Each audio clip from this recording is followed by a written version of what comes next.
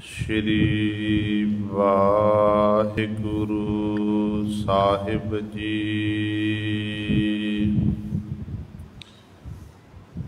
सतनाम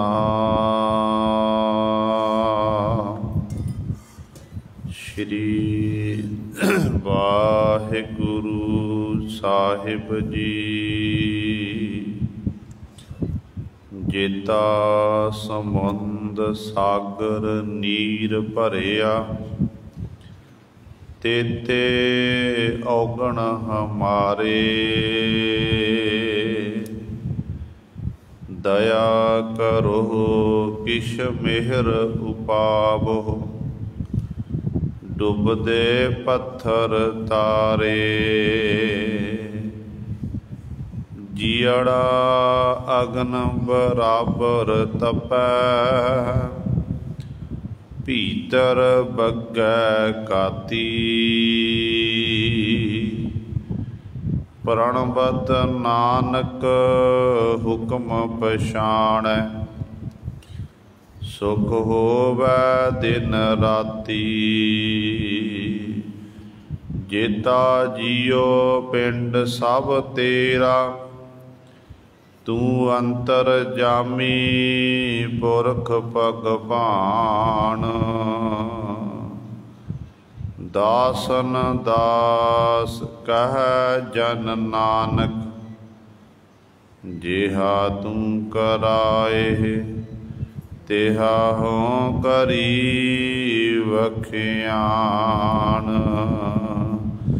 बाणी गुरु गुरु है बाणी, बिच बाणी अमृत सारे। गुर बाणी कह सेवक जन मानै, पर तख गुरु निस्तारे। सो कहो टल गुर सेविया, कहनस सहज सुभाए। दर्शन परसै गुरु कै, जन्म मरण दुख जाए। होवै सिफत खसामदी, नूर अरसो गुरसो झटिया। तुद डिठे सचे पातशाह, मल जन्म जन्म दी कटिया। सज्जन सच्चा पातशाह, सिर साहांदै साहो। जिस पास बैठिया सोहिया, सबना दा बेसाहो। सतनाम श्री वाहिगुरु साहिब जी। मारू सोलहे महला पंजवा। एक ओंकार सतगुर प्रसाद। कला उपाय धरी जिन धरना, गगन रहाया हुक्मे चरना। अगन उपाय ईंधन मह बांधी, सो प्रभ राखै पाई है। कला उपाय धरी जिन धरना, गगन रहाया हुक्मे चरना। अगन उपाय ईंधन मह बांधी, सो प्रभ राखै पाई है। जी जंत को रिजक संवाहे, ਕਰਨ ਕਾਰਨ ਸਮਰੱਥ ਅਪਾਹੇ। ਖਿਨ ਮਹਿ ਥਾਪ ਉਥਾਪਨ ਹਾਰਾ ਸੋਈ ਤੇਰਾ ਸਹਾਈ ਹੈ। ਮਾਤ ਗਰਭ ਮਹਿ ਜਿਨ ਪ੍ਰਤ ਪਾਲਿਆ ਸਾਸ ਗਰਾਸ ਹੋਏ ਸੰਗ ਸੰਭਾਲਿਆ। ਸਦਾ ਸਦਾ ਜਪੀਐ ਸੋ ਪ੍ਰੀਤਮ ਵੱਡੀ ਜਿਸ ਵਡਿਆਈ ਹੈ। ਸੁਲਤਾਨ ਖਾਨ ਕਰੇ ਖਿਨ ਕੀਰੇ ਗਰੀਬ ਨਿਵਾਜ ਕਰੇ ਪ੍ਰਭ ਮੀਰੇ। ਗਰਭ ਨਿਵਾਰਣ ਸਰਬ ਸਧਾਰਨ ਕਿਛ ਕੀਮਤ ਕਹੀ ਨਾ ਜਾਈ ਹੈ। ਸੁਲਤਾਨ ਖਾਨ ਕਰੇ ਖਿਨ ਕੀਰੇ ਗਰੀਬ ਨਿਵਾਜ ਕਰੇ ਪ੍ਰਭ ਮੀਰੇ। ਗਰਭ ਨਿਵਾਰਣ ਸਰਬ ਸਧਾਰਨ ਕਿਛ ਕੀਮਤ ਕਹੀ ਨਾ ਜਾਈ ਹੈ। ਵਾਹਿਗੁਰੂ ਜੀ ਕਾ ਖਾਲਸਾ ਵਾਹਿਗੁਰੂ ਜੀ ਕੀ ਫਤਿਹ। ਜੁਗ ਜੁਗ ਅਟਲ ਚਵਰ ਛਤਰ ਤਖ਼ ਦੇ ਮਾਲਕ ਬਾਣੀ ਕੇ ਬੋਹਿਤ ਜਾਹਰਾ ਜਹੂਰ ਹਾਜ਼ਰਾ ਹਜੂਰ ਸਰਬ ਕਲਾ ਸਮਰੱਥ ਧੰਨ ਧੰਨ ਸਾਹਿਬ ਸ੍ਰੀ ਗੁਰੂ ਗ੍ਰੰਥ ਸਾਹਿਬ ਸੱਚੇ ਸਤਿਗੁਰੂ ਜੀ ਦੀ ਪਾਵਨ ਪਵਿੱਤਰ ਨਿੱਘੀ ਗੋਦ ਅੰਦਰ ਜੁੜ ਬੈਠੇ ਗੁਰੂ ਰੂਪ ਗੁਰੂ ਸਵਾਰੇ ਸਤ ਸੰਗੀ ਜਨੋ। ਆਪ ਜੀ ਵੱਡ ਭਾਗੇ ਹੋ ਜੋ ਦਸ਼ਮੇਸ਼ ਪਿਤਾ ਗੁਰੂ ਕਲਗੀਧਰ ਸਤਿਗੁਰੂ ਅੰਮ੍ਰਿਤ ਕੇ ਦਾਤੇ ਸਰਵੰਸ ਦਾਨੀ ਸਹਿਬੇ ਕਮਾਲ ਧੰਨ ਧੰਨ ਸਾਹਿਬ ਸ੍ਰੀ ਗੁਰੂ ਗੋਬਿੰਦ ਸਿੰਘ ਮਹਾਰਾਜ ਜੀ ਦੀ ਚਰਨ ਛੋਹ ਧਰਤੀ ਮਹਾਨ ਪਵਿੱਤਰ ਸਥਾਨ ਗੁਰਦੁਆਰਾ ਮੰਜੀ ਸਾਹਿਬ ਆਲਮਗੀਰ ਵਿਖੇ ਅੰਮ੍ਰਿਤ ਵੇਲੇ ਤੋਂ ਹਾਜ਼ਰੀਆਂ ਭਰ ਕੇ ਸਤ ਸੰਗਤ ਕਰਕੇ ਸਤਿਗੁਰੂ ਮਹਾਰਾਜ ਜੀ ਦੀਆਂ ਖੁਸ਼ੀਆਂ ਪ੍ਰਾਪਤ ਕਰ ਰਹੇ ਹੋ। ਸਾਹਿਬਾਂ ਦੇ ਪਾਵਨ ਦਰਬਾਰ ਦੇ ਵਿੱਚ ਅੰਮ੍ਰਿਤ ਵੇਲੇ ਤੋਂ ਸਜੇ ਦੀਵਾਨਾਂ ਵਿੱਚ ਆਪ ਜੀ ਨੇ ਹੁਣੇ ਹੀ ਸਤਿਕਾਰਯੋਗ ਗੁਰੂ ਘਰ ਦੇ ਕੀਰਤਨੀਆਂ ਪਾਸੋਂ ਸ਼੍ਰੀ ਆਸਾ ਜੀ ਕੀ ਵਾਰ ਦੇ ਕੀਰਤਨ ਸ਼ਰਵਣ ਕੀਤੇ ਹਨ। ਸੋ ਆਓ ਗੁਰੂ ਸਵਾਰਿਓ, ਸਮਾਂ ਹੈ ਜੋ ਚੱਲ ਰਹੀ ਲੜੀਵਾਰ ਗੁਰਬਾਣੀ ਦੀ ਕਥਾ ਮਾਰੂ ਰਾਗ ਦੇ ਵਿੱਚੋਂ ਆਪ ਸੰਗਤਾਂ ਸ਼ਰਵਣ ਕਰਦੀਆਂ ਆ ਰਹੀਆਂ ਹਨ। ਆਓ ਆਪਣੀਆਂ ਮਨ ਬਿਰਤੀਆਂ ਇਕਾਗਰ ਕਰੀਏ, ਧਿਆਨ ਗੁਰੂ ਚਰਨਾਂ ਨਾਲ ਜੋੜੀਏ ਤੇ ਗੁਰੂ ਮਹਾਰਾਜ ਜੀ ਦੇ ਪਾਵਨ ਉਪਦੇਸ਼ ਨੂੰ ਹਿਰਦਿਆਂ ਵਿੱਚ ਵਸਾ ਕੇ ਆਪਣਾ ਜੀਵਨ ਸਫਲਾ ਕਰੀਏ। ਕਰੋ ਸਾਰੇ ਆਪਣੀ ਰਸਨਾ ਪਵਿੱਤਰ ਤੇ ਉਚਾਰਨ ਕਰੋ ਜੀ ਸਤਨਾਮ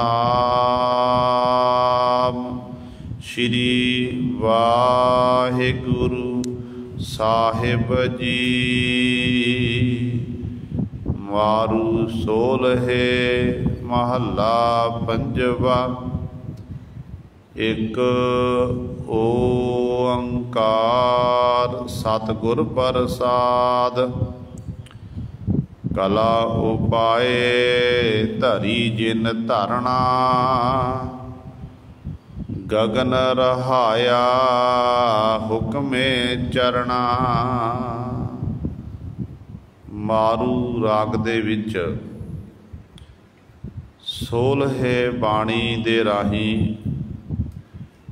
पंजवें गुरदेव जपियो जिन अर्जन देव गुरु, फिर संकट जोन गर्भ ना आयो, धरण गगन नव खंड मह, जोत स्वरूपी रह्यो भार,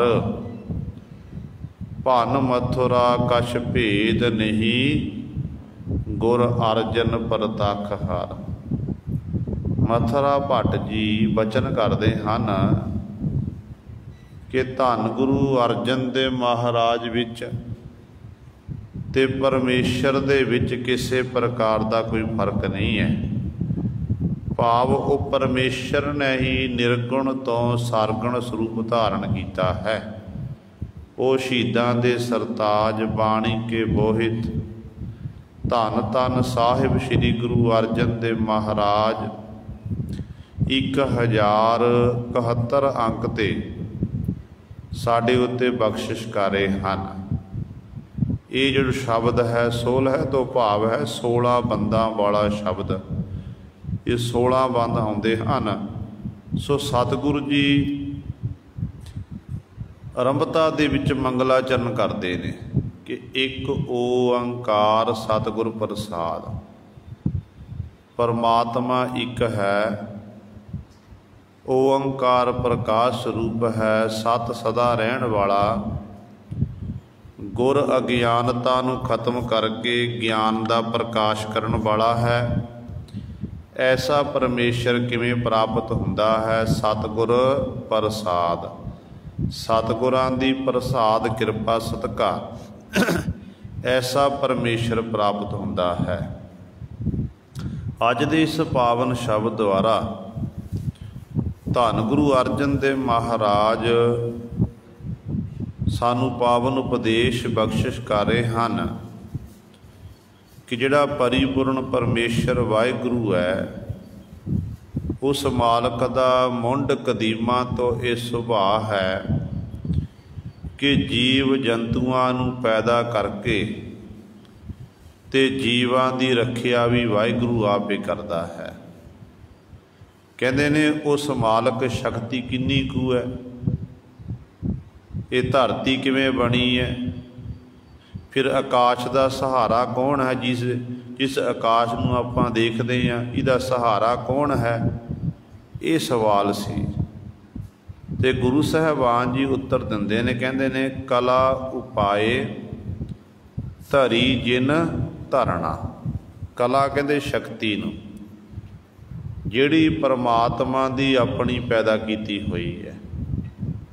वाहिगुरु ने अपने अंदरों ही वो शक्ति पैदा की, उस शक्ति दे राही ही फिर ये जिहड़ी धरती है ये बनाना कीती। धरी जिन धरना, धरती संसार च पैदा कर देती ते इस धरती उत्ते फिर वनस्पति बनाना कीती, जीव जंतु बनाए ने। 84 लाख जिहड़ियां जूना जो गुरबाणी मुताबक वो जूना पैदा कीतियां, जिहदे बाबत गुरु ग्रंथ साहिब महाराज बचन करते हैं कि 42 लाख जूना ने वो धरती दे उत्ते है ते 42 लाख जिहड़ियां जूना ने वो पानी दे विच हन। 42 लाख जी जल में होते, बीठल भैला काए करे।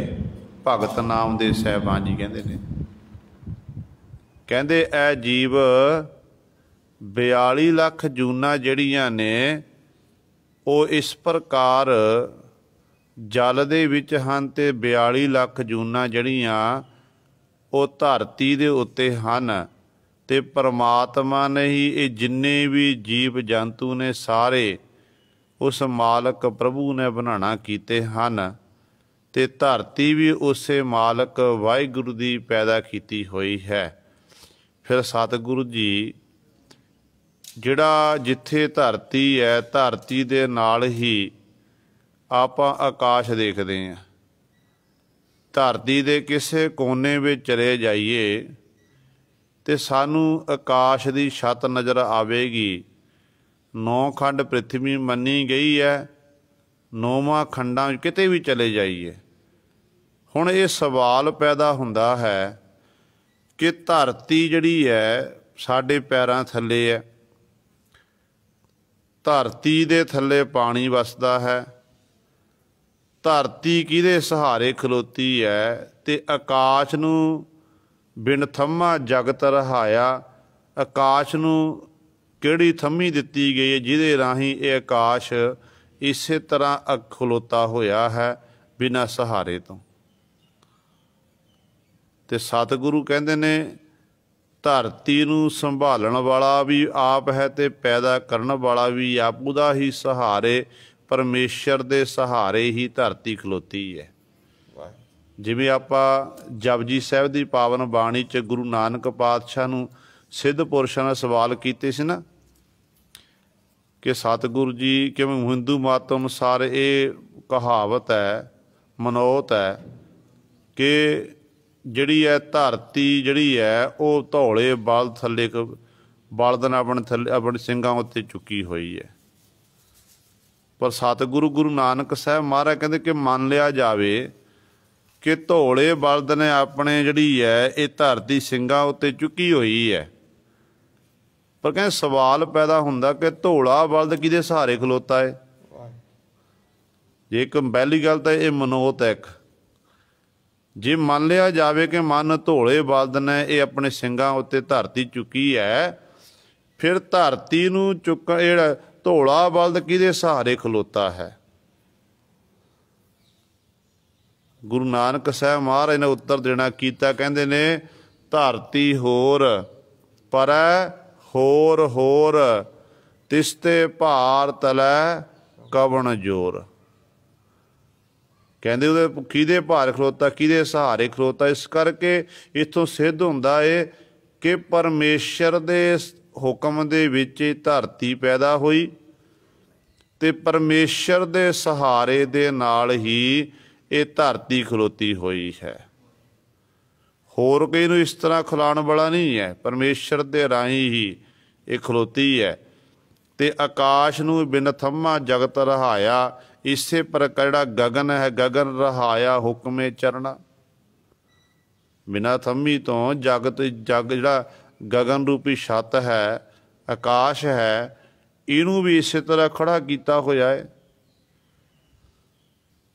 ਆਪਾਂ ਮਕਾਨ ਬਣਾਉਂਦੇ ਹਾਂ, ਕੋਈ 2 ਮੰਜ਼ਲੀ 3 ਮੰਜ਼ਲੀ ਮਕਾਨ ਵੱਡੀਆਂ ਵੱਡੀਆਂ ਬਿਲਡਿੰਗਾਂ ਬਣਦੀਆਂ ਨੇ। ਉਹਨੂੰ ਸਹਾਰੇ ਦੇ ਵਾਸਤੇ ਆਪਾਂ ਪੌਲ ਦਾ ਇਸਤੇਮਾਲ ਕਰਦੇ ਹਾਂ, ਥੰਮੜਿਆਂ ਦਾ ਇਸਤੇਮਾਲ ਕਰਦੇ ਹਾਂ ਤਾਂ ਕਿ ਜਿਹੜੇ ਹੈ ਛੱਤ ਜਿਹੜੀ ਹੈ, ਛੱਤ ਨੂੰ ਕਿਸੇ ਪ੍ਰਕਾਰ ਦਾ ਨੁਕਸਾਨ ਨਾ ਹੋ ਜਾਵੇ। ਪੁਰਾਤਨ ਸਮਿਆਂ ਦੇ ਵਿੱਚ ਲੋਕਾਂ ਦੇ ਕੱਚੇ ਘਰ ਹੁੰਦੇ ਸਨ, ਛੱਪਰ ਹੋਣੇ, ਉਹਨਾਂ ਛੱਪਰਾਂ 'ਚ ਸ਼ਤੀਰ ਲੱਗੀ ਹੁੰਦੀ। ਸ਼ਤੀਰ ਦੇ ਰਾਹੀਂ ਗੁਰੂ ਸਵਾਰਿਓ ਜਿਹਨੂੰ ਇਹ ਜਿਹੜਾ ਉਹਦੀ ਛੱਤ ਸੀ ਉਹ ਖਲੋਂਦੀ ਹੁੰਦੀ ਸੀ। ਭਾਵ ਕੋਈ ਨਾ ਕੋਈ ਸਹਾਰਾ ਦਿੱਤਾ ਜਾਂਦਾ ਸੀ ਤਾਂ ਕਿ ਜਿਹੜੀ ਇਹ ਛੱਤ ਹੈ ਇਹ ਡਿੱਗ ਨਾ ਜਾਵੇ। ਇਸੇ ਪ੍ਰਕਾਰ ਗੁਰੂ ਪਾਤਸ਼ਾਹ ਜੀ ਵਚਨ ਕਰਦੇ ਨੇ, ਕਹਿੰਦੇ ਪਰਮੇਸ਼ਰ ਨੇ ਬਿਨਾਂ ਥੰਮਾਂ ਤੋਂ ਜਿਹੜਾ ਇਹ ਜਗਤ ਰਹਾਇਆ ਖੜਾ ਕੀਤਾ ਹੋਇਆ ਹੈ। ਉਸ ਮਾਲਕ ਦਾ ਹੁਕਮ ਹੈ, ਉਹਦੇ ਚਰਨਾਂ ਦੇ ਵਿੱਚ ਹੈ ਇਹ ਜਿਹੜਾ ਆਕਾਸ਼ ਹੈ। ਤੇ ਇਸ ਤਰ੍ਹਾਂ ਉਹ ਮਾਲਕ ਦੀਆਂ ਇਹ ਸਾਰੀਆਂ ਖੇਡਾਂ ਹਨ। ਅਗਨ ਉਪਾਏ ਈਂਦਨ ਮਹਿ ਬਾਂਦੀ, ਸੋ ਪ੍ਰਭ ਰਾਖੈ ਭਾਈ ਹੈ ਅਗਨ। ਕਹਿੰਦੇ ਦੇਖੋ ਵਾਹਿਗੁਰੂ ਦੇ 5 ਤੱਤਾਂ ਦੇ ਵਿੱਚੋਂ ਇੱਕ ਤੱਤ ਹੈ ਅੱਗ। 5 ਤੱਤਾਂ ਦਾ ਸਾਡਾ ਸਰੀਰ ਬਣਿਆ ਹੋਇਆ। ਇਹਨਾਂ 5 ਤੱਤਾਂ ਵਿੱਚੋਂ ਫਿਰ ਇੱਕ ਅੱਗ ਹੈ ਤੇ ਅੱਗ ਨੂੰ ਪੈਦਾ ਕੀਤਾ ਪਰਮੇਸ਼ਰ ਨੇ। ਪਰਮੇਸ਼ਰ ਨੇ ਅੱਗ ਪੈਦਾ ਕਰਕੇ ਕਿੱਥੇ ਛੁਪਾ ਕੇ ਰੱਖੀ ਹੈ? ਈਂਧਨ ਮੈਂ ਬਾਂਦੀ। ਈਂਧਨ ਦਾ ਅਰਥ ਹੈ ਲੱਕੜ। ਲੱਕੜ ਦੇ ਵਿੱਚ ਅੰਦਰ ਇਸ ਅੱਗ ਨੂੰ ਬੰਨ੍ਹ ਦਿੱਤਾ।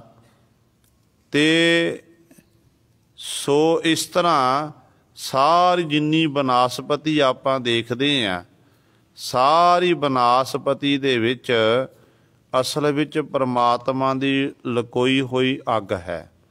ਦੇਖੋ, ਇੱਕ ਆਪਾਂ ਛੋਟੀ ਜਿਹੀ ਤੀਲੀ ਲੱਕੜ ਨੂੰ ਲਾ ਦਈਏ ਨਾ, ਇੱਕ ਤੀਲੀ ਲੱਗਣ ਦੀ ਦੇਰੀ ਹੈ ਤੇ ਅੱਗ ਲੱਕੜਾਂ 'ਚੋਂ ਭਾਂਬੜ ਵਲ ਜਾਂਦੇ ਨੇ। ਅਸਲ ਵਿੱਚ ਉਹ ਜਿਹੜੀ ਛੁਪੀ ਹੋਈ ਜਿਹੜੀ ਅੱਗ ਸੀ ਨਾ, ਉਹ ਫਿਰ ਉਸ ਨੂੰ ਦੇਖ ਕੇ ਆਪਣਾ ਰੂਪ ਜਦੋਂ ਧਾਰਨ ਕਰਦੀ ਹੈ। ਤੇ ਕਹਿੰਦੇ ਇਸ ਤਰ੍ਹਾਂ ਉਸ ਪਰਮਾਤਮਾ ਨੇ ਕਹਿੰਦੇ ਦੇਖੋ ਇਹ ਜਿਹੜੀ ਅੱਗ ਹੈ ਉਹਨੂੰ ਲੱਕੜਾਂ ਵਿੱਚ ਛੁਪਾ ਕੇ ਰੱਖਣਾ ਕੀਤਾ, ਬੰਨ੍ਹ ਕੇ ਰੱਖਣਾ ਕੀਤਾ ਹੈ। ਜੇ ਪਰਮਾਤਮਾ ਤੈਨੂੰ ਬਚਾ ਸਕਦਾ ਹੈ, ਲੱਕੜ ਜਿਹੜੀ ਲੱਕੜ ਨੂੰ ਅੱਗ ਨਹੀਂ ਸਾੜਦੀ, ਤੇ ਬਾਹਰੋਂ ਆਪਾਂ ਅੱਗ ਲਈ ਲੱਕੜ ਸੜ ਕੇ ਸੁਆਹ ਹੋ ਜਾਂਦੀ ਹੈ। ਕਹਿੰਦੇ ਇਹ ਲੱਕੜ ਦੇ ਵਿੱਚ ਅੱਗ ਹੋਣ ਦੇ ਬਾਅਦ ਲੱਕੜ ਸੜਦੀ ਨਹੀਂ ਹੈ। ਕਹਿੰਦੇ ਜਿਵੇਂ ਲੱਕੜ ਨਹੀਂ ਸੜ ਰਹੀ ਹੈ ਬਿਨਾਂ ਥੰਮਾਂ ਤੋਂ, ਜਿਵੇਂ ਇਸ ਪ੍ਰਕਾਰ ਇਹ ਆਕਾਸ਼ ਨੂੰ ਖਲੋ ਕੇ ਰੱਖਿਆ ਕੀਤਾ ਹੈ, ਤੇ ਇਸੇ ਤਰ੍ਹਾਂ ਜਿਹੜੀ ਇਹ ਧਰਤੀ ਜਿਹੜੀ ਹੈ, ਧਰਤੀ ਪੈਦਾ ਕੀਤੀ ਹੈ, ਧਰਤੀ ਦਾ ਥੰਮ ਵੀ ਸਹਾਰਾ ਆਪ ਬਣਿਆ ਹੈ। ਕਹਿੰਦੇ ਇਹ ਜੀਵ ਫਿਰ ਤੂੰ ਕਿਉਂ ਘਬਰਾਉਂਦਾ ਹੈ? ਉਹ ਪਰਮਾਤਮਾ ਜੇ ਸਾਰੇ ਸੰਸਾਰ ਨੂੰ ਸੰਭਾਲ ਸਕਦਾ, ਤੇਰੀ ਵੀ ਰੱਖਿਆ ਵਾਹਿਗੁਰੂ ਆਪ ਕਰ ਸਕਦਾ ਹੈ। ਸੋ ਪ੍ਰਭ ਰਾਖੈ ਭਾਈ ਹੈ, ਤੂੰ ਕਿਉਂ ਫਿਕਰ ਕਰਦਾ ਹੈ? ਜਿਸ ਮਾਲਕ ਨੇ ਤੈਨੂੰ ਪੈਦਾ ਕੀਤਾ ਹੈ, ਉਸ ਪਰਿਪੂਰਨ ਪਰਮਾਤਮਾ ਵਾਹਿਗੁਰੂ ਨੇ ਤੇਰੀ ਰੱਖਿਆ ਆਪ ਕਰਨੀ ਹੈ, ਤੇਰੀ ਬਾਂਹ ਪਕੜਨੀ ਹੈ।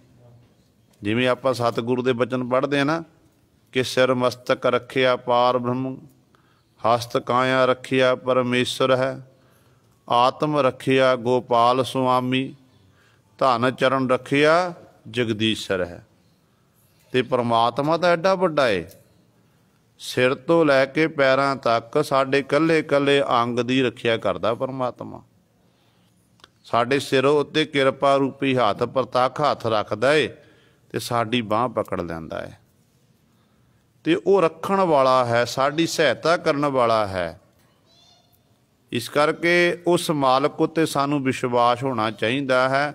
ਉਹ ਵਾਹਿਗੁਰੂ ਹੀ ਸਾਡੀ ਹਰ ਸਮੇਂ ਸੰਭਾਲ ਕਰਨ ਵਾਲਾ ਹੈ। ਜੀ ਜੰਤ ਕੋ ਰਿਜਕ ਸੰਬਾਹੇ, ਕਰਨ ਕਾਰਨ ਸਮਰੱਥ ਅਪਾਏ। ਸਤਿਗੁਰੂ ਜੀ ਅਗਲੀ ਪੰਕਤੀ 'ਚ ਬਖਸ਼ਿਸ਼ ਕਰਦੇ ਨੇ, ਕਹਿੰਦੇ ਇਹ ਜੀਵ ਦੇਖ, ਕਹਿੰਦੇ ਜਿੰਨੇ ਵੀ ਜੀਵ ਜੰਤੂ ਪਰਮਾਤਮਾ ਨੇ ਪੈਦਾ ਕੀਤੇ ਨੇ ਨਾ, ਸਾਰਿਆਂ ਨੂੰ ਫਿਰ ਮਾਲਕ ਰੋਜੀ ਰੋਟੀ ਦਿੰਦਾ ਏ। ਜੀ ਜੰਤ ਕੋ ਰਿਜਕ ਸੰਭਾਏ, ਸਮੇਂ ਸਮੇਂ ਅਨੁਸਾਰ ਰੋਜੀ ਰੋਟੀ ਦੇ ਰਿਹਾ ਹੈ। ਕਰਨ ਕਾਰਨ ਸਮਰੱਥ ਅਪਾਹੇ, ਉਹ ਵਾਹਿਗੁਰੂ ਕਰਨ ਨੂੰ ਸਮਰੱਥ ਹੈ, ਸਰਬ ਸ਼ਕਤੀਮਾਨ ਹੈ। ਉਹਦੇ ਬਰਾਬਰ ਕੋਈ ਹੋਰ ਹੈ ਹੀ ਨਹੀਂ, ਉਹ ਸਭ ਤੋਂ ਵੱਡਾ ਹੈ। ਕਿਉਂਕਿ ਉਹ ਤਾਂ ਐਡਾ ਵੱਡਾ ਮਾਲਕ ਹੈ। ਜਦੋਂ ਪਰਿਪੂਰਨ ਪਰਮਾਤਮਾ ਵਾਹਿਗੁਰੂ ਨੇ ਜੀਵ ਨੂੰ ਪੈਦਾ ਕੀਤਾ ਨਾ, ਪੈਦਾ ਕਰਨ ਤੋਂ ਪਹਿਲਾਂ ਰੋਜੀ ਰੋਟੀ ਦਾ ਪ੍ਰਬੰਧ ਕੀਤਾ ਹੈ। ਦੇਖੋ, ਮਾਤਾ ਦੇ ਗਰਭ ਦੇ ਵਿੱਚ ਬੱਚੇ ਦਾ ਵਜੂਦ ਬਣਦਾ, ਸਰੀਰ ਬਣਦਾ, ਤੇ ਉਸ ਮਾਤਾ ਦੇ ਜਦੋਂ ਗਰਭ ਵਿੱਚੋਂ ਬਾਹਰ ਆਉਂਦਾ ਜੀਵ, ਤੇ ਬਾਹਰ ਆਉਣ ਦੀ ਦੇਰੀ ਹੈ ਕਿ ਜੀਵ ਦੀ ਰੋਜੀ ਰੋਟੀ ਦਾ ਪ੍ਰਬੰਧ ਪਹਿਲਾਂ ਹੀ ਹੋ ਜਾਵੇ। ਦੇਖੋ, ਮਾਤਾ ਦੇ ਅਸਥਾਨਾਂ ਦੇ ਵਿੱਚੋਂ ਆਪਣੇ ਆਪ ਹੀ ਦੁੱਧ ਦੀਆਂ ਧਾਰਾਂ ਵਗਣ ਲੱਗ ਪੈਂਦੀਆਂ ਨੇ। ਇਸ ਕਰਕੇ ਸਤਿਗੁਰੂ ਕਹਿੰਦੇ ਜਦੋਂ ਤੂੰ ਮਾਤਾ ਦੇ ਗਰਭ ਦੇ ਵਿੱਚ ਸੀ, ਇਹ ਜੀਵ ਉਦੋਂ ਵੀ ਤੇਰੀ ਉਸ ਮਾਲਕ ਨੇ ਰੱਖਿਆ ਕੀਤੀ ਹੈ, ਤੈਨੂੰ ਰੋਜੀ ਰੋਟੀ ਦੇਣ, ਤੈਨੂੰ ਖੁਰਾਕ ਦੇਣਾ ਕੀਤੀ ਹੈ।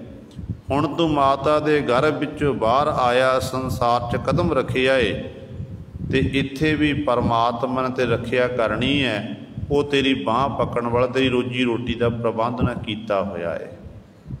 ਤੈ ਮਿਹਨਤ ਮਸ਼ੱਕਤ ਕਰਨਾ ਤੇਰਾ ਫਰਜ਼ ਬਣਦਾ ਏ, ਕਿਉਂਕਿ ਉਹਦਾ ਕੰਮ ਹੈ ਕਿ ਰੱਖਿਆ ਕਰਨੀ। ਜਦੋਂ ਵੀ ਉਹਨੂੰ ਕੋਈ ਯਾਦ ਕਰਦਾ ਤੇ ਹਰ ਸਮੇਂ ਬਾਂਹ ਪਕੜਦਾ ਏ। ਪੰਜਵੇਂ ਗੁਰਦੇਵ ਮਹਾਰਾਜ ਦੇ ਬਚਨ ਆਪਾਂ ਸੋਠ ਰਾਗ 'ਚ ਪੜ੍ਹਦੇ ਹਾਂ ਤੇ ਸਤਿਗੁਰੂ ਜੀ ਫਰਮਾਨ ਕਰਦੇ ਨੇ ਕਿ ਮਾਤ ਗਰਭ ਮਹਿ, ਕਹਿੰਦੇ ਮਾਤਾ ਦੇ ਗਰਭ ਦੇ ਵਿੱਚ ਐ ਜੀਵ ਤੂੰ, ਐ ਪਰਮਾਤਮਾ ਤੂੰ ਸਾਡੀ ਹੱਥ ਦੇ ਕੇ ਰੱਖਿਆ ਕਰਦਾ।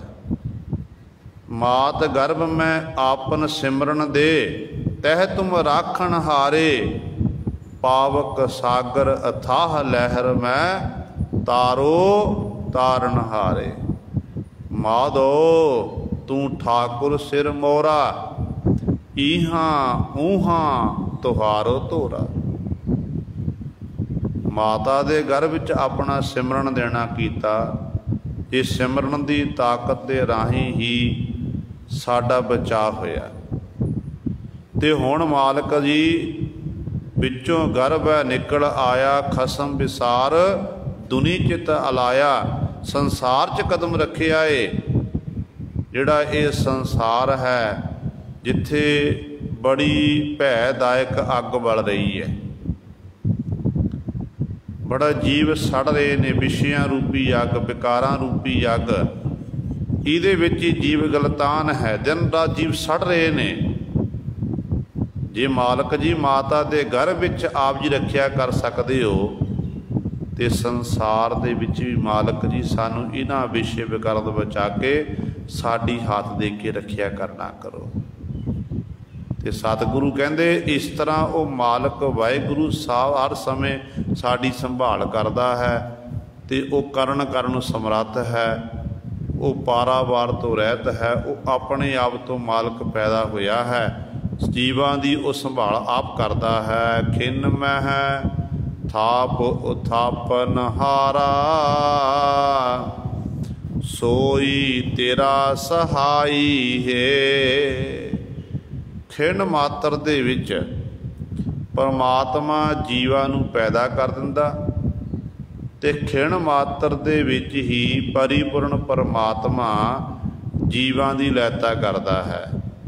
ਕਿਹੜਾ ਤੇਰਾ ਪਾਲਣਾ ਵੀ ਕਰਦਾ, ਤੇਰੇ ਸੰਘਾਰ ਵੀ ਕਰਦਾ ਹੈ।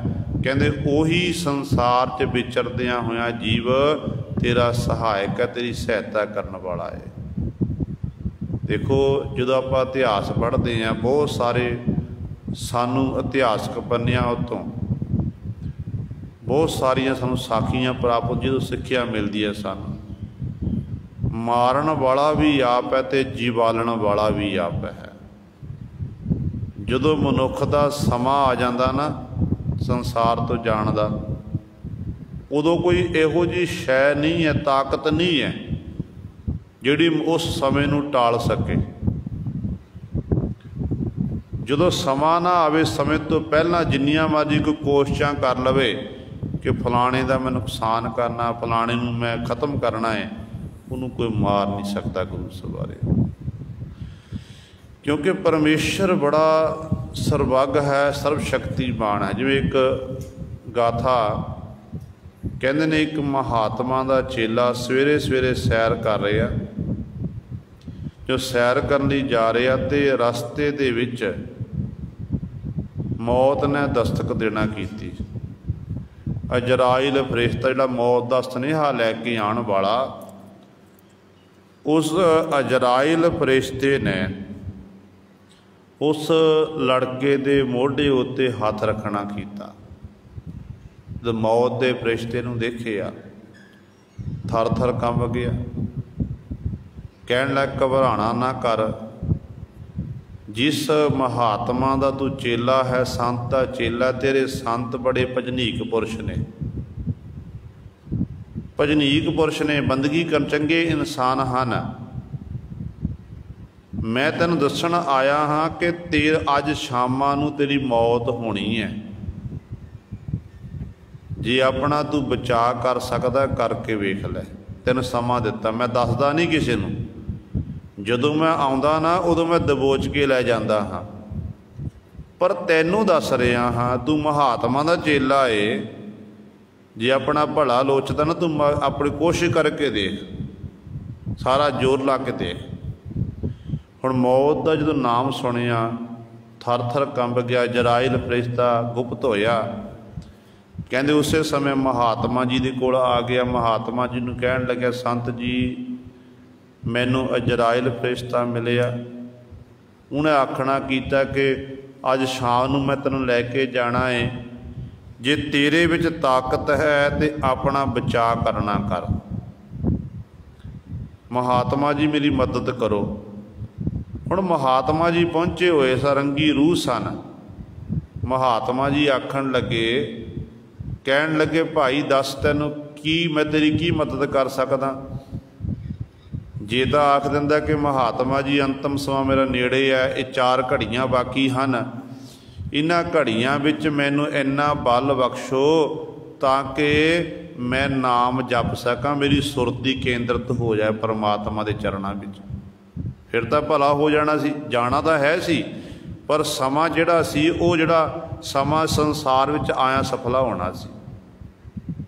ਪਰ ਆਖਣ ਲੱਗਿਆ, ਨਹੀਂ ਮਹਾਤਮਾ ਜੀ, ਸੰਤ ਜੀ, ਜਿਹੜਾ ਤੁਹਾਡੇ ਕੋਲ ਇਹ ਘੋੜਾ ਨਾ, ਮੈਨੂੰ ਇਹ ਘੋੜਾ ਦੇਣਾ ਕਰੋ, ਮੈਂ ਘੋੜੇ ਉੱਤੇ ਸਵਾਰ ਹੋ ਕੇ ਬੜੀ ਦੂਰ ਚਲਿਆ ਜਾਵਾਂਗਾ, ਇੰਨੀ ਦੂਰ ਚਲਿਆ ਜਾਵਾਂਗਾ ਕਿ ਜਿੱਥੇ ਇਹ ਅਜਰਾਇਲ ਫਰਿਸ਼ਤਾ ਮੌਤ ਦਾ ਸੁਨੇਹਾ ਲੈ ਕੇ ਆਉਣ ਵਾਲਾ ਪਹੁੰਚੇਗਾ ਨਹੀਂ। ਮਹਾਤਮਾ ਜੀ ਕਹਿਣਗੇ, ਠੀਕ ਹੈ ਭਾਈ, ਆ ਘੋੜਾ ਲੈਣਾ ਕਰ।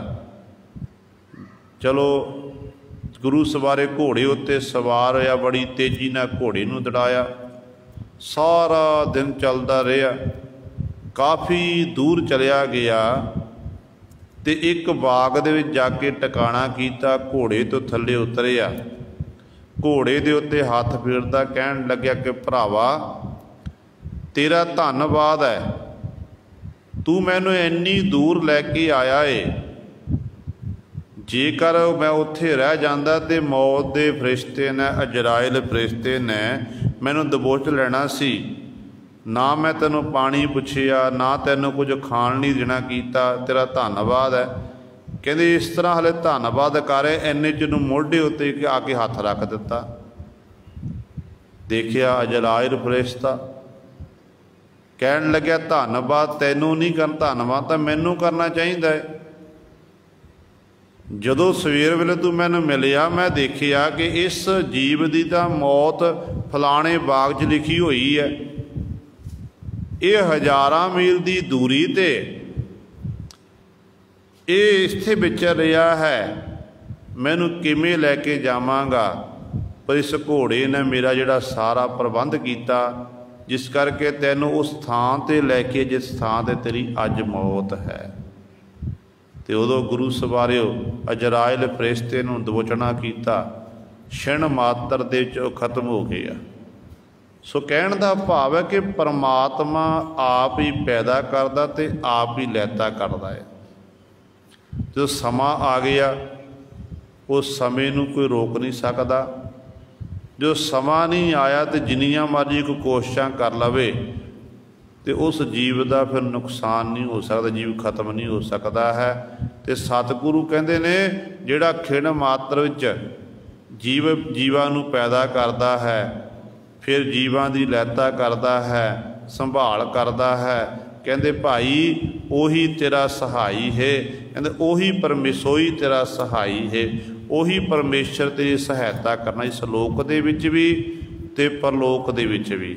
ਉਸ ਮਾਲਕ ਦਾ ਸਿਮਰਨ ਕਰਨਾ ਕਰ, ਮਾਲਕ ਦਾ ਜਸ ਕਰਨਾ ਕਰ। ਮਾਤ ਗਰਭ ਮਹਿ ਜਿਨ ਪ੍ਰਤ ਪਾਲਿਆ, ਸਾਸ ਗਰਾਸ ਹੋਏ ਸੰਗ ਸੰਭਾਲਿਆ। ਸਤਿਗੁਰੂ ਕਹਿੰਦੇ ਕਿਉਂ ਫਿਕਰ ਕਰਦਾ ਹੈ ਬੰਦੇ ਤੂੰ? ਦੇਖ, ਮਾਤਾ ਦੇ ਗਰਭ ਦੇ ਵਿੱਚ ਤੈਨੂੰ ਪੈਦਾ ਕੀਤਾ, ਤੇਰਾ ਸਰੀਰ ਦਾ ਵਜੂਦ ਬਣਿਆ, ਉੱਥੇ ਤੇਰੀ ਪ੍ਰਤਪਾਲਣਾ ਮਾਲਕ ਨੇ ਕੀਤੀ ਹੈ। ਪ੍ਰਤਪਾਲ ਮਾਤਾ ਉਧਰ ਰਾਖੈ, ਲੱਗਣ ਦੇਤ ਨਾ ਸੇਕ, ਸੋਈ ਸੁਆਮੀ ਈਹਾਂ ਰਾਖੈ, ਬੂਝ ਬੁੱਧ ਵਿਵੇਕ, ਮੇਰੇ ਮਨ ਨਾਮ ਕੀ ਕਰ ਟੇਕ। ਕਹਿੰਦੇ ਤੂੰ ਨਾਮ ਦਾ ਟੇਕ ਸਹਾਰਾ ਲੈਣਾ ਕਰ, ਆਸਰਾ ਲੈਣਾ ਕਰ। ਜਿਸ ਨੇ ਮਾਤਾ ਦੇ ਗਰਭ ਵਿੱਚ ਤੇਰੀ ਪ੍ਰਤਪਾਲਣਾ ਕੀਤੀ ਹੈ, ਤੂੰ ਉਹ ਸਾਸ ਗਰਾਸ ਹੋਏ ਸੰਗ ਸੰਭਾਲਿਆ।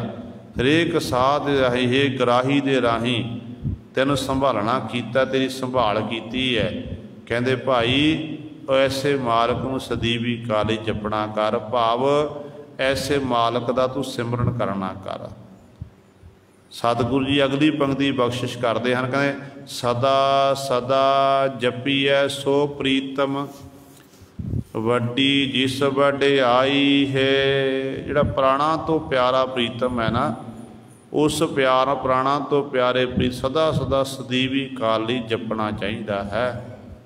जिस मालक दी वड्डी वड्याई है उहदे बरोबर होर कोई नहीं है। वो जो मालक कहण कथन तो परे है, ऐसे मालक नूं सदीवी कल चेते रखना चाहिए है। क्योंकि कुदरती तौर पर जो आपां कोई संसार चंगा काम करिए, मनुख नूं फिर लोग सत्कार दिंदे ने कि फलाना मनुख वधिया काम कर रहा है, उहनूं सन्मान मिले, धन्नवाद मनुख का धन्नवाद करदा है। पर सतगुरु कहते जिस परिपूर्ण परमात्मा ने जीव तैनूं पैदा किया, तेन रोजी रोटी देना कीती, तेरे हरेक प्रकार का ख्याल रखना किया, उहदे वालों तू उहदा मालक का धन्नवाद ही नहीं कर रहा, ना शुकरा बनिया फिरदा है। कहते इस तरह नहीं, तू उस मालक का हर समय शुक्र करना कर। बंदा बंदे का शुक्र करदा, पर परमात्मा का शुक्र नहीं कर, जिस परमात्मा ने सारे संसार नूं बनाना कीता है।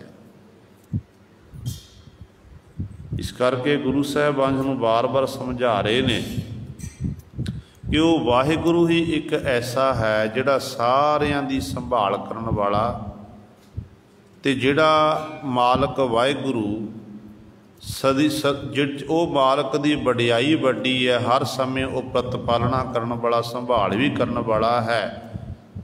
ते उस मालक के बस विच ही सब कुछ है, जीव के बस विच कुछ भी नहीं है।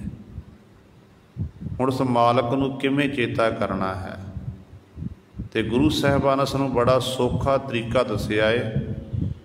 जिन्ना सुखैन मार्ग सिख धर्म दे विच है, होरना धर्मां दे इन्ना सुखैन मार्ग नहीं है परमात्मा की बंदगी करन दा। जो आपां हिंदू मत के ग्रंथ पढ़ीए जां इस्लाम के ग्रंथ पढ़ीए जां गुरु सवारे होर आपां ग्रंथ पढ़ना करिए ना, होरना धर्मां दे परमात्मा की इबादत करन दे लई बखरे बखरे कर्म कांड उन्हां दे ग्रंथां विच लिखे हुए ने। वर्त रखने, इत्यादक रोजे रखने, तीर्थ यात्रावां ते जाना, तीर्थां उत्ते इशनान करना, इन्हां नूं महात्म दिता गया है। पर सतगुरु जी कहते नहीं, जिहड़ा मेरा सिख है ना, सिख ना तो कदे वर्त रखता है, सिख ना ही तीर्थां उत्ते विश्वास करता है। तीर्थ यात्रावां ते सिख जांदा जरूर है, तीर्थ यात्रावां ते जाके उत्थे जाके देखदा है कि इस तीर्थ दा, इस स्थान का नाम की है, इत्थे किहड़े महात्मा है, किहड़े संत जन जिन्हां बंदगी किन्ना समा कीती है। फिर उन्हां दे जीवन नूं पढ़ के उत्थों सिक्ख्या लैंदे ने, उत्थे बैठ के सिख इबादत जरूर करता है। देखो गुरु कलगीधर पातशाह महाराज जीवन आप पढ़ीए, नदियां दे किनारियां ते सतगुरु महाराज ने अपना जीवन बतीत किया है। जिवें पानी का जल प्रवाह वगदा ना, इस तरह सतगुरु जी ने जे बचपन की गल करिए, बचपन दे विच सतगुरु महाराज ते गुरु सवारी इस तरह पटने की धरती ते सतगुरु नदी के किनारे ते सतगुरु ने खेडां खेडना कीतियां ने, बाल कौतक कीते ने। फिर जदों सुरत संभाली है, पंजाब की धरती ते आए ने, पंजाब की धरती ते आके दशमेश पिता महाराज ने सतलुज दरिया के किनारे ते कौतक कीते ने, खेडां खेडियां ने। उस तो बाद आपां गल करिए, जदों सतगुरु कुछ समय के लिए आनंदपुर साहिब नूं छड्ड के मेदनी प्रकाश राजे की बेनती प्रवान करके आनंदपुर साहब तो पौंटा साहब गए सी। नाहनपति राजे की रियासत विच पांव टकाए, उत्थे स्थान बनाया ते नाम रखदा पौंटा साहिब। ते जिथे सतगुरु महाराज ने कवियां नूं माण देना कीता, बड़े बड़े ग्रंथ लिखना कीते, ते उत्थे भी सतगुरु नदी के किनारे ते ही पातशाह जी, जमुना नदी जो वगदी है, उस नदी के किनारे ते एकांत वास होके पातशाह ने उत्थे अपने जीवन का निर्वाह किया। जदों सतगुरु जी कवितावां लिखते सन, कविजन कोल बैठे ने, ते कलगियां वाले पातशाह महाराज नूं आखण लगे कि कवि आखण लगे, पातशाह जी आनंद नहीं आ रहा। सतगुरु कहण लगे, क्यों नहीं भाई आनंद आ रहा? कहण लगे, जो कवि जन कोई कविता लिखदा ना, ते कविता लिखण वेले जां कविता सुनाण वेले किसी प्रकार का शोर शराबा नहीं चाहिदा। पर सतगुरु ये नदी वगदी है, वगदी नदी की बहुत ज़्यादा इत्थे आवाज़ आउंदी है। सतगुरु इस करके आनंद नहीं आ रहा। कलगीधर पातशाह महाराज ने सुते सिद्ध वचन कीते, कहण लगे, ठीक है, इत्थे हुण नदी की आवाज़ नहीं आवेगी। ते गुरु सवारे दशमेश पिता महाराज के बचन करन दी देरी सी कि जिथे वो नदी वगदी आ रही है, आले दुआले तो सारे पासों आवाज़ आती है, पर जिस थान ते स्थान बनिया होया जिथे कलगीधर पातशाह ने अपने मुबारक चरण पाए ने, काफ़ी लम्मा समा बतीत किया, अज भी उत्थों नदी वगदी, उत्थों आवाज़ नहीं आती है। ये कलगियां वाले पातशाह दी खेडां ने। फिर जो आप अंतिम समय की गल करिए, गुरु कलगीधर पातशाह जो हजूर साहब नदेड़ की धरती ते पहुँचे ने, ते गोदावरी के किनारे ते पातशाह ने अपना जीवन बतीत किया। असल विच कहण दा भाव गल चारी तीर्थां दी। सतगुरु इन्हां नदियां दे किनारियां ते गुरु साहबान ने खेडां खेडियां ने, ते सिखां लई फिर वो जिहड़ियां नदियां ने जिथे जिथे पातशाह दे चरण पे ने, वो सतगुरां दे तीर्थ बन गए। पर जेकर आपां केवल नहाउण तक सीमित रह गए, इशनान कर लिया ते फिर गुरु साहब यात्रा कर ली, घूम के आपां वापस आ गए, फिर तो कोई फायदा नहीं है। जिस अस्थान ते जाइए पहलां उत्थों दा इतिहास पढ़ीए। इशनान तो आपां घर दे विच ही कर लवांगे, सानू उत्थों दा इतिहास की जानकारी होनी चाहिए है कि ये अस्थान ते फलाने सतगुरु जी आए ने, इस अस्थान ते फलाने महापुरख जी ने इन्ना समा बंदगी की है।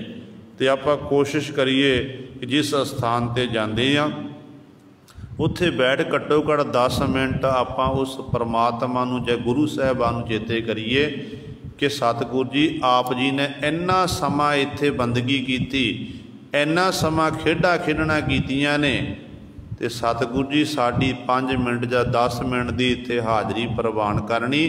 ते जे आपां गुरु साहब उत्थे बैठ के इबादत करांगे ना, फिर साडी तीर्थ यात्रा कीती हुई सफली है। पर जेकर आपां गुरु सर केवल घूमण लई चल गए, ना उत्थे वाहिगुरू आख्या, ना नितनेम कीता, ते कई बार ऐसा भी होंदा है जदों जीव तीर्थ यात्रा ते जांदा ना, ते यात्रा वेले अपना नित का नियम भी छड्ड दिंदा है। नित का नियम हुण आपां सानू सतगुरू का हुक्म है कि सिख ने अमृत ले उठना, नाम बाणी का अभ्यास करना, 5 बाणी नितनेम करना। जे साडा सफ़र करदिआं समय साडा नितनेम रह जावे, फिर दसो साडी यात्रा सफल ही है। नित का नियम भी निभाना है, ते नाल आपां गुरधामां दे दर्शन दीदारे भी करने हैं। फिर गुरु सवारे साडा असल विच मनोर साडी जिहड़ी यात्रा सफल हो सकती है। सो कहण दा भाव है कि ये तीर्थ जिहड़े ने हिंदू मत अनुसार तीर्थां नूं महत्ता दित्ती गई है। व्रत रख ले इत्यादक ये सारे धर्म के कर्म कांड कर ले।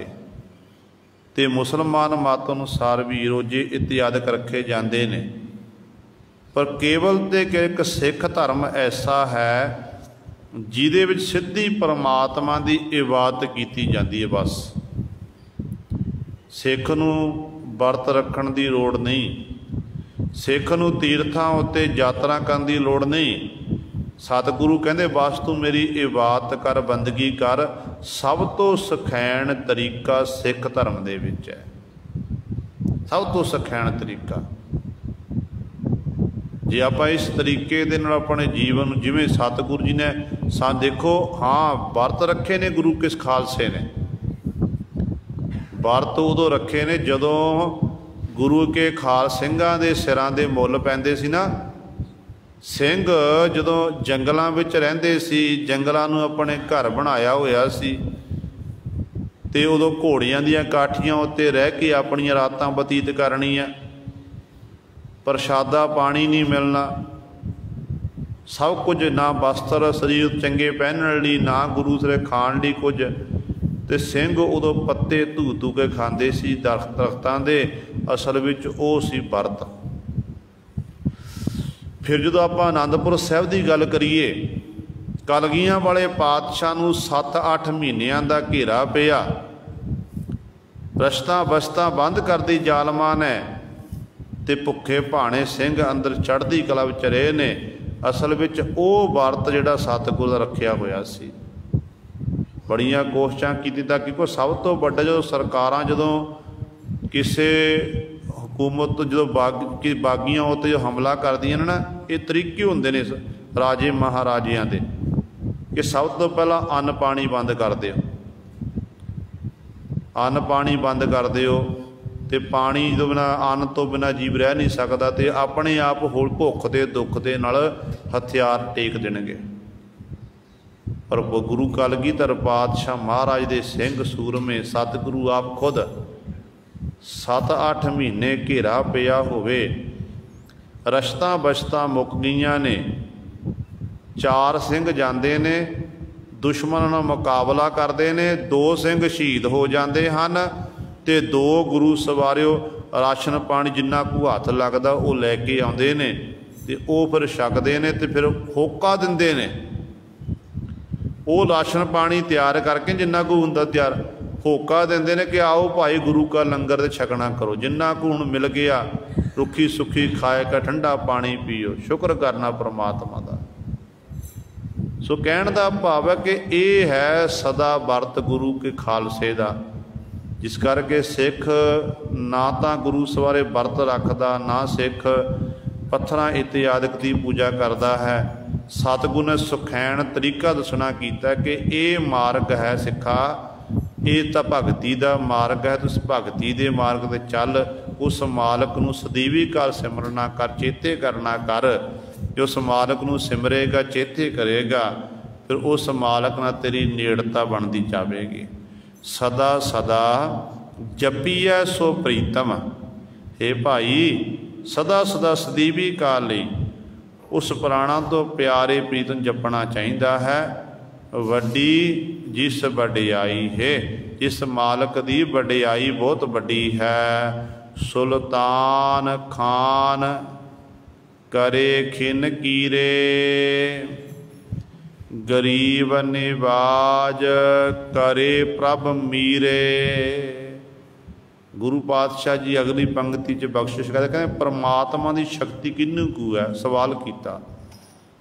सतगुरु कहते बड़ा चक्रवर्ती बादशाह है, सुल्तान बादशाह, बड़े बड़े खान बहादुर कहते उन्होंने खिण मात्र दे विच, खिण कहते ने अख झमकण तो पहलां दा समा, उन्होंने कहते खिण कि इन्ने समय दे विच परमात्मा उन्होंने कीड़े बनांदा, भाव मंगते बनांदा, भिखारी बना दिंदा है, कंगाल कर दिंदा है। ते जिहड़े गरीब ने, जिहड़े बिल्कुल कंगाल हन, ते परिपूर्ण परमात्मा फिर उन्होंने मीरे का अर्थ है बादशाह बना दिंदा है। जो इतिहासक पन्ने आप पढ़ते हैं शाहजहां बादशाह की तरसयोग हालत हुई। उहदा पुत्र औरंग जिथे भरावां नूं कतल किया, उत्थे अपने पिता दियां मशकां बन लियां, सिपाहियां नूं हुक्म कर दिता कि इहदियां बाहां नहीं खुलणियां।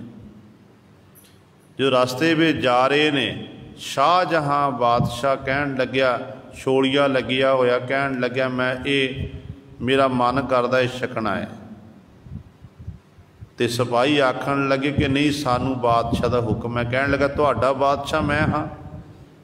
कहन लगे बात पहला तू साडा बादशाह सी, पर अज तू एक कैदी है, तो कैदियां नाल किहो जिहा सलूक करना साडे बादशाह औरंगजेब सानू समझाया होया है। वो कहन लग्या तुहानू ये ख्याल रखना चाहिए, मैं इन्ना समा तुहाडा बादशाह रहा, तुहाडे राही तुहाडी मैं पालना पोषणा कर, मेरे राही ही तुहाडे घर का गुजरान चलदा सी। चलो मेरी ये तो इच्छा पूरी करना करो। कहन लगे साडी शर्त है कि असीं तेरियां बाहां नहीं खोलांगे, हथ नहीं खोलांगे, तू मुख नाल खाना कर। जिवें गुरु साहिब जानवर खांदे ने ना, इस तरह खेत विच वड़ के मूँह नाल खाण लगे आ। ते गुरु नानक साहब महाराज दीयां पंक्तियां याद आईयां, जिहदे उत्ते किसी समय इन्हें शंका की सी कि सुल्ताना घाओ कराएंदा, दर मंगण भिख ना पाएंदा। ते फिर पुब्बा मार के रोन लग पिया, ते मन च विचार करदा, कहंदा जे मैं गुरु नानक साहब महाराज दी पंक्तियां उत्ते शंका नहीं करदा, हो सकदा अज मेरी हालत ये नहीं होनी सी। ते गुरु सवारियो ये है सुल्तान खान करे खिन कीरे। खिन वाते कीड़े मकोड़े बना दिते, भाव कंगाल बना दिते। गरीब निवाज करे प्रभ मीरे, गरीबां नूं निवाज के पातशाह मीरे बादशाह बना दिंदा है। इन्नी शक्ति का मालक है। बहुत सारे नूं सतगुरु ने बनाना भी कीता है। गुरु नानक पातशाह ने एक बालक ने दुध छकाया, तो गुरु सवारे सतगुरु महाराज बड़े प्रसन्न होए।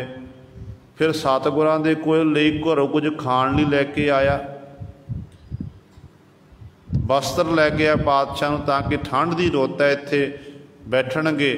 तो सतगुरु गुरु नानक पातशाह ने बड़े प्रसन्न होए ने। कहन लगे कि बच्चा ये बकरियां चारदा इत्थे बैठा होया, तो पातशाह कहते पर जिहड़ा इहदा जीवन है, दिल है, ये बादशाह जैसा है, राजे जैसा है। गुरु नानक पातशाह कहन लगे भाई तो राजा है।